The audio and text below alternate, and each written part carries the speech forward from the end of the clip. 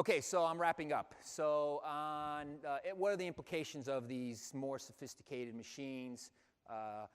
Better, greener, easier to use products, obviously, more efficient enterprises, new business models, pay-as-you-go billing, new support models, new pricing models, and then IT and R&D convergence. I think some analysts call this OT and IT convergence, but it's where R&D and IT start to collaborate together more and more.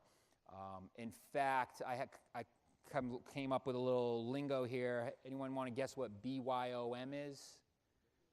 Bring your own machine, right? So this is, it's kind of a stretch of a metaphor, but it's basically giving a heads up to IT, and IT is already dealing with this, that your R&D groups or other stakeholders are going to be asking to put machines on your network, right? They're going to bring their own machines, and they're going to ask for data to move off that machine into your system. So you're going to have to figure it out. There's some good parallels between mobile device management, what people are doing with managing iPads and people's smartphones coming into the office and connecting those rogue devices onto their network, with this notion of having to deal with some of the same problems around managing the connectivity, managing what software goes on those machines, managing the security and access control, the hardware, and et cetera. So I think that's a pretty good parallel. I can see how over time, the Axeda console may show up kind of as a console IT uses to manage kind of all the operational assets